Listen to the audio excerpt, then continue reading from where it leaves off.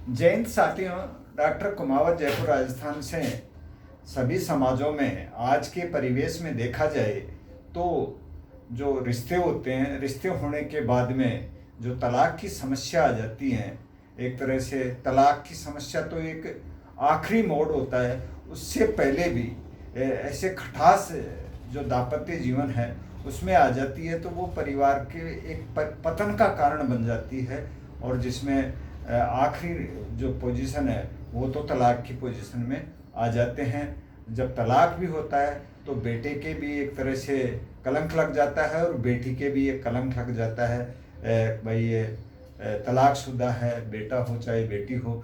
तो मैं आप सभी बुद्धिजीवी जो रिश्ते तय करने में बैठते हैं तो बिल्कुल सोच समझ करके बेटे बेटियों के रिश्ते तय करवाएं। और उसमें जो मुख्य चीज़ें हैं, ये नहीं देखें कि ये साहब कोई मामला रुका हुआ है, इसको कैसे भी करके बहू ला करके घर में डाल देनी है। इससे एक तरह से जो आने वाला जो परिवार है उसका भविष्य अंधकारमय हो जाता है। उस परिवार में एक तरह से ग्रहण लग जाता है अगर विचारों की का मेल नहीं होता है। तो मेरे विचार से 3 चीज़ें इसमें सबसे महत्वपूर्ण हैं। वो है, पहला है पारिवारिक संस्कार और परिवार की सोच। 2 परिवारों का एक तरह से मिलन होता है। लोग कहते हैं सगो सगा की जड़ है। तो वो एक तो दूसरे के जब संस्कार मेल खाएंगे, जब भी वो जा कर के वो रिश्ता पूरी तरह से फलेगा फूलेगा। एक नए परिवार का एक नींव रखते हैं अपन, भाई ये परिवार है वो पूरी तरह से इनका दाम्पत्य जीवन पूरी तरह से सुखी हो। तो उसके लिए ये आपस में परिवारों के जो विचार और संस्कार हैं वो मेल खाना बहुत ही मस्ट जरूरी है। अगर ये नहीं खाएंगे तो आने वाले परिवार में एक तरह से ग्रहण लगने की पोजीशन हो जाती है। और फिर दूसरा आता है बेटे और बेटियों के परिवार। बेटे और बेटियों की जो सोच है वो एक दूसरे से मेल खानी चाहिए। उनके जो विचार हैं वो आपस में मेल खाने चाहिए। अगर इसमें भी कहीं कोई छोटी सी भी चिंगारी रह जाती है तो वो आगे जा कर के एक ज्वाला का रूप ले लेती है और परिवार विघटन की ओर बढ़ जाता है। फिर तीसरा आता है शारीरिक विकलांगता। अगर आप किसी बेटी को शारीरिक विकलांग है या बेटा शारीरिक विकलांग है तो उसका रिश्ता ऐसी बेटी से ही करें चाहे वो आंशिक विकलांग हो। अगर कोई मानसिक विकलांग है कोई भी बेटा या बेटी तो उसको कोई शारीरिक जैसे हाथ से विकलांग हो, पैर से विकलांग हो, ऐसी जगह रिश्ता करेंगे तो जो आने वाली जनरेशन है वो भी मानसिक विकलांगता की शिकार नहीं होगी और उनमें जो आपस में प्रेम है वो भी प्रगाढ़ रूप से बढ़ेगा।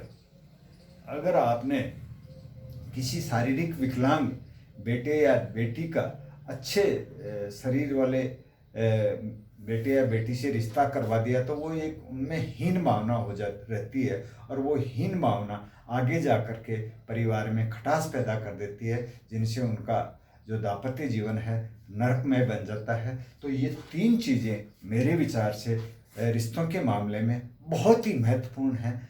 अब इसमें जो बुद्धिजीवी जो जिन्हें आज की भाषा में पटेल कहते हैं वो रिश्ता तय करने में बैठे हैं। अगर पहले भी लोग जब रिश्ता तय करने जाते थे तो 5 साल लोगों को साथ ले करके जाते थे। तो वो रिश्ता तो माँ बाप, बेटे और बेटी के बाप देखते थे, लेकिन वो जो साथ लेकर के जाते थे वो अपनी राय देते थे। आजकल लोग केवल ऐसे औपचारिकता निभाने के लिए वहाँ जाते हैं। कोई भी उनको कोई चीज़ दिखती है तो उसको कहते नहीं है, जबकि जो भी 10 आदमी अगर जाते हैं तो 10 आदमियों को ले जाने का एक ही उद्देश्य होता है। अब किसी के मन में कोई भी बात हो तो वो कहें, जिससे आने वाला जो परिवार है वो बिल्कुल सही चले। अगर उनमें कोई भी थोड़ी बहुत किंतु परंतु दिखे विचारों में, आपस में संस्कारों में या शारीरिक रूप से, मानसिक रूप से कैसी भी जो उनमें जो कमी दिखे तो उसको एक दूसरे से साझा करें, जिससे आने वाला जो परिवार है वो बहुत ही सुखमय जीवन उनका चले और रिश्तों की मामले में गरीबी अमीरी कोई मैटर नहीं रखती है। अगर आप किसी गरीब बेटे को भी बढ़िया घर की बेटी दे देते हैं तो वो उसकी सोच और उसके संस्कार बढ़िया होंगे तो उसका जो जीवन है वो सुखमय हो जाएगा। इसी तरह से अगर किसी गरीब की बेटी को किसी पैसे वाले या जो अच्छा प्रतिष्ठित आदमी है उसके यहाँ भी तय कर देते हैं, रिश्ता हो जाता है। और अगर उनके विचार और संस्कार मेल खाते हैं तो वो परिवार आगे फलता फूलता है। तो इन बातों को ध्यान में रख कर के जो समाज के जो बुद्धिजीवी लोग हैं जो रिश्ता तय करने के लिए बैठते हैं तो वो इन चीज़ों का ध्यान रख कर के रिश्ते तय करें, जिससे आने वाले जो समाज है उस समाज में ये जो तलाक की समस्याएं आती हैं या परिवार में लड़ाई झगड़ों की समस्या रहती है उससे छुटकारा मिल सके। जय हिंद, जय भारत।